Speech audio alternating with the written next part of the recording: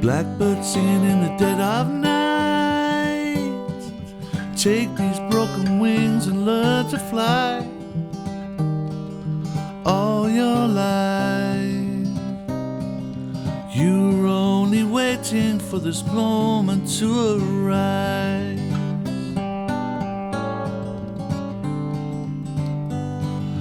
Blackbird singing in the dead of night. Take these sunken eyes and learn to see all your life.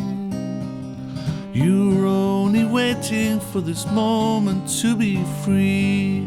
Blackbird fly, blackbird fly into the light of a dark black night.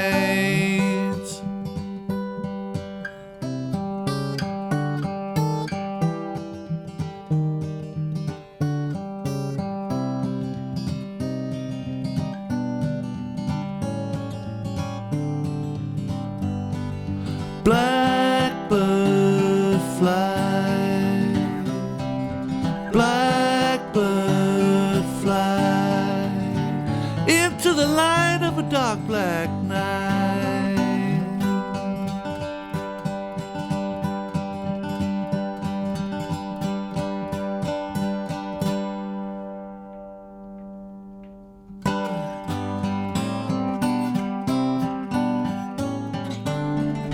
Blackbird singing in the dead of night.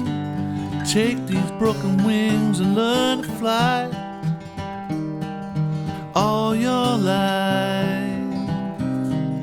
You're only waiting for this moment to arise. You're only waiting for this moment to arise. You're only waiting for this moment to arise. Hello, hello. Welcome to this step of how to play Blackbird. So what we're going to do here today is we are going to start learning this song by playing it very slowly. I've chopped it up in 7 different examples and they cover the entire arrangement. The first example is the intro. And then the second example is the same idea, but it is followed by a few different ways we're playing the G. And then third example is once we get to the C chord with those that characteristic moving chromatically up that this song is so famous for. And so on and so on. After 7 examples, you've actually learned everything there is to learn about this song. So the hardest thing really is, apart from, getting all these different bits down, the hardest thing is that it's really fast, actually. It's so much faster than you think. So the way to get there is to first play it really slowly and make sure we can do it. And then we're going to increase the tempo, and it's not actually just that simple. We can't just go up and up and up until we hit the tempo we're going to play at. There's going to be more to this than just that seemingly sensible concept. But let's start off here with just playing it really slowly and getting it right. So example 1 is this. So let's be very careful here what we call these chords. So here's a G because it's got the third in it. If it was this, it would have been a G5. But it's a G. And then A minor, because that's the minor third, and that's a 7, so A minor 7. And then G over B, right? And we don't play that open G string at the end, we just go. And then we slide up here. This is an A-shaped G, right? But this is the unique chord of Blackbird, I suppose. So we play those, string 5 and 2 together. And then we strum like that. An index finger strum. And then thumb again. It's the same rhythm as Blowing in the Wind. Dun taka taka down, boom taka taka down, dun taka taka down.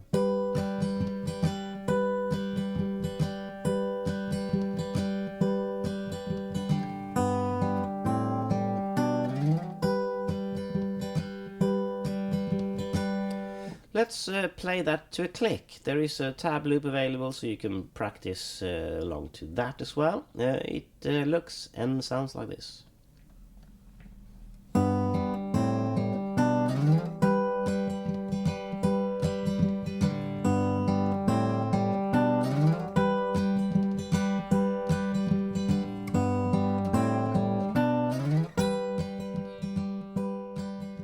Okay, example 2 then. So very, very similar. It's still this. So G, A minor 7, G over B, and then up here. But at the end here of this second bar we go. This is something that happens later on in the arrangement. So I'll play that again.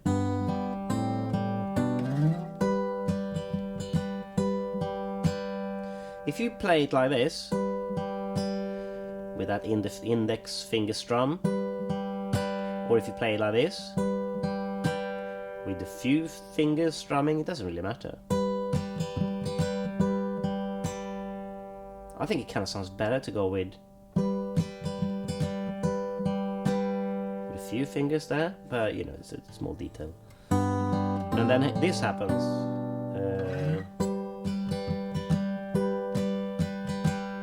That's a bit strange, isn't it? I'll play that last bar again. Might want to repeat that last bar over and over.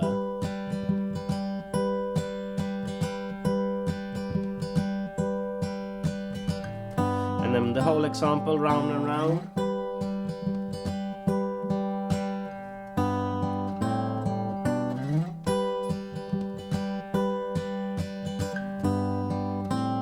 And around we go. Here it is to a click.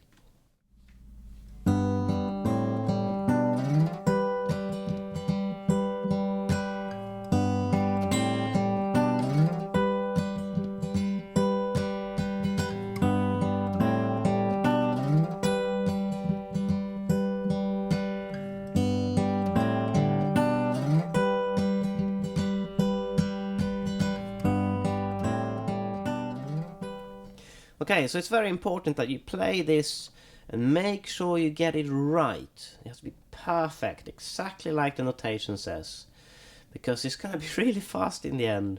So we gotta get this right. So yeah, just stick to playing it this slowly, as the tab loops are. 74 BPM, that's what they are. Okay, example 3. This is the very famous bit here.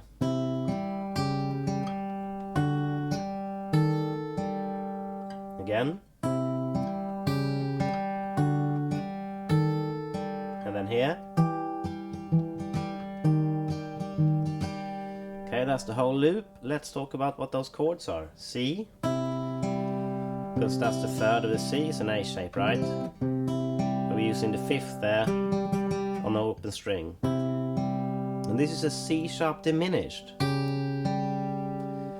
what notes do we actually have? We have a C sharp, so that's the the name of the chord, and that's a sharp, a flat 5, not a sharp 4, flat 5,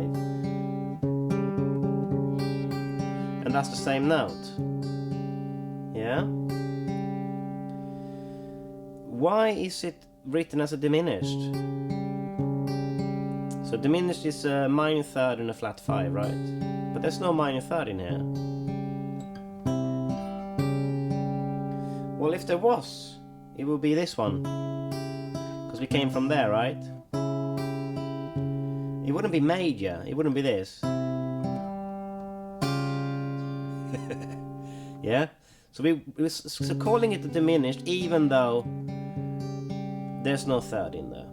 And then we go to a D7 add 4, because we have a third here, and that's the 4. And then here,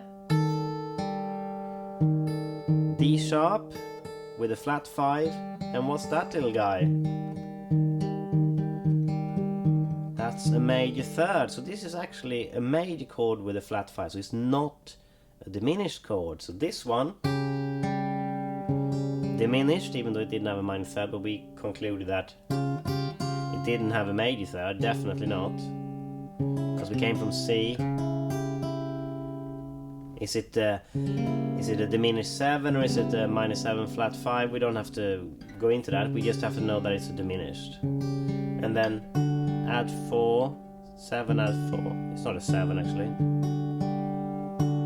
It's a D add 4. And then D sharp major chord, because that's the third with a flat 5. And then E minor, E flat major,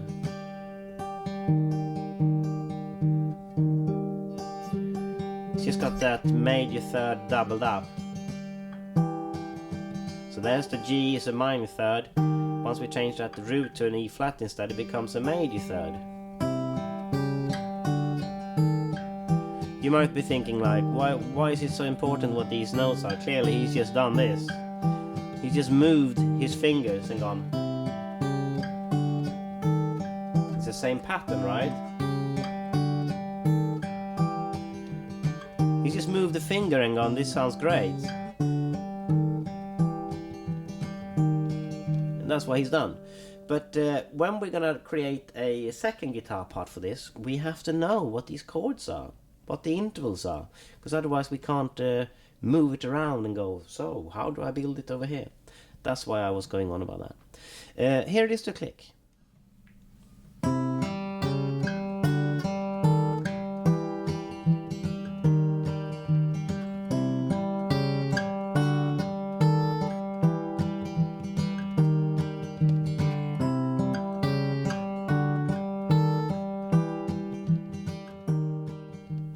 Okay, example 4 then. Similar concept, so we start here now. D add 4.